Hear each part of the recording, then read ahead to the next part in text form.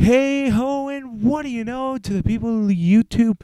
My name is Alex Hale, or as my friends like to call me, the Hailstorm, and this is HSPN Sports presenting Hailstorm Sports. Now I know it looks pretty stupid with me wearing holding the microphone here, but I had a headset and it's missing, so we gotta go with Plan B.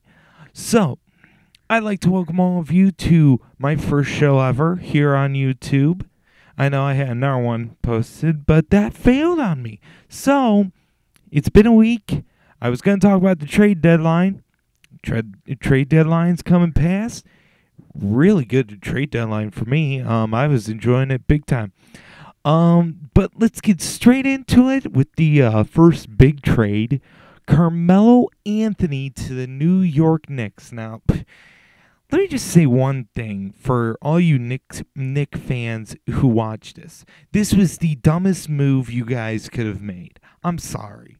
You just threw 1/3 of your team away for a guy that probably would have signed with you over the offseason. Plus, if you didn't make the playoffs or you got a low seed, there's a good chance you might get a good draft pick too, even though it's a weak draft. But you never know. So basically what you did is you threw away most of your team, you have a few players left, and you got your asses kicked by the Cavs. My Cavs, by the way. So, you know what? In the long run, good deal. In the short term, bad deal. But it's going to take a while because now you're going to need to rebuild all of those things that you've lost. Danilo Gallinari, Anthony Randolph, the center dude, I can't remember his name. But you had so many pieces in there you threw away, and yeah, you got Melo and Billups, but it wasn't worth it in my eyes. It really wasn't worth it. So, on a scale of 1 to 10, I'm going to give the Knicks at this moment a 6, with the possibility of it going higher as time goes on. So, on the flip side, when you look at Denver, I got to give them a 10 out of 10. I am not joking. You will say I'm crazy, but Denver got the best of this deal. They got everything they wanted and more. And I have a feeling if these players can pan out, Denver's still going to be a good team. And they're going to be a threat. So, for all you Denver fans, I'd be happy with what we got for what you got for Carmelo Anthony. So, overall, I think you got a really good deal. I think that was pretty darn good. Even the Nets deal would have been good, and we'll get to the next Nets in a second. So, other than that, Minnesota getting Anthony Randolph and Marcus Camby's expiring contract, that helps them there, so they save money. But all the way through, I think Denver got the best of the deal. So that's the first trade. That was the big trade that was made. And the next trade that was made that was really big was Baron Davis. Yeah, Baron Davis from L.A. to Cleveland for Mo Williams and Jamario Moon. And we can't forget that the first-round pick from L.A. went to Cleveland. Now, as a Cleveland Cavaliers fan, and I know you guys are going to laugh at me saying, oh, ha, ha, ha, you're a Cavs fan. Overall, I love the deal. If Baron can play half as well as he wants to, this is a great deal. This is a great deal here. Possibly a top 5 pick. And I know everybody's saying it's a weak draft, but I don't see it that way. I will tell you about that more later. But overall, when you look at the big picture, the Cavs gave up Mo Williams, who really wasn't fitting into their plans. Jamario Moon wasn't playing a lot. So what do? You get out and you get Baron Davis, who's worked with Byron Scott, even though they didn't have a good relationship.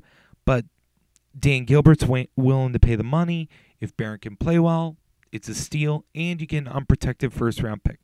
Great trade for both teams, because I think Mo and Jamario are going to really help in L.A. So that was a good trade for both teams. As much as people want to say that Cleveland made a stupid deal, Cleveland made a good deal. So that's my opinion. And now to the Nets. Darren Williams, like almost right after, Darren Williams going to New Jersey.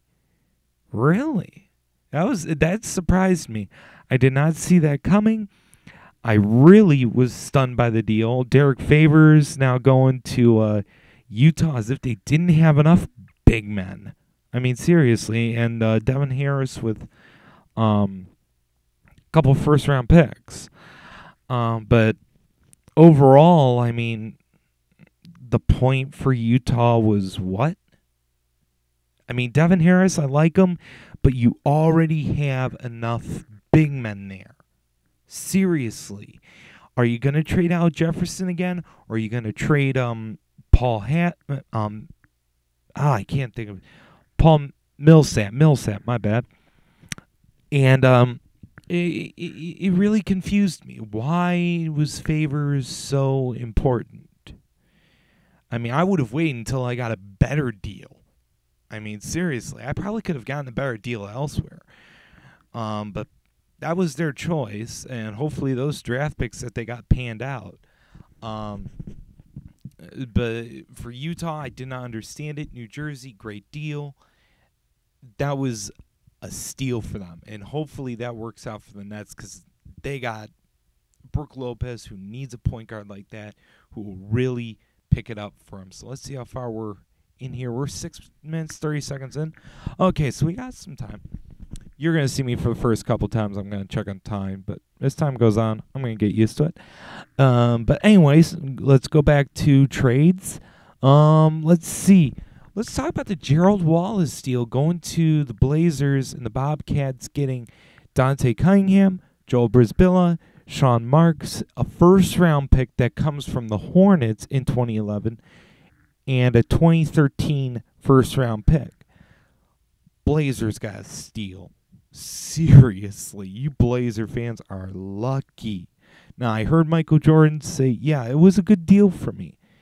I understand. Joel Brisbilla, contract expiring. You're trying to save money too. And you got a first-round pick that's from the Hornets. I understand that. That's overall, again, okay.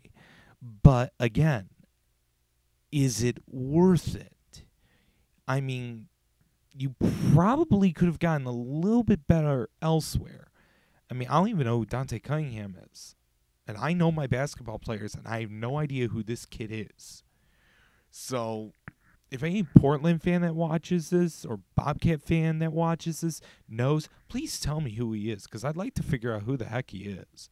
Sean Marks, I've heard of him. So, anyways, I just think the Blazers just got a real steal there, and he's going to really pan out in Portland, mark my words. He's going to turn out really, really well.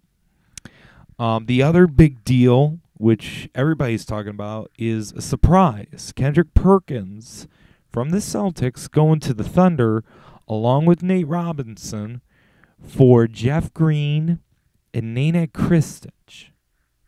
Now, when I thought about it at first, I'm like, Jeff Green, I've always liked him.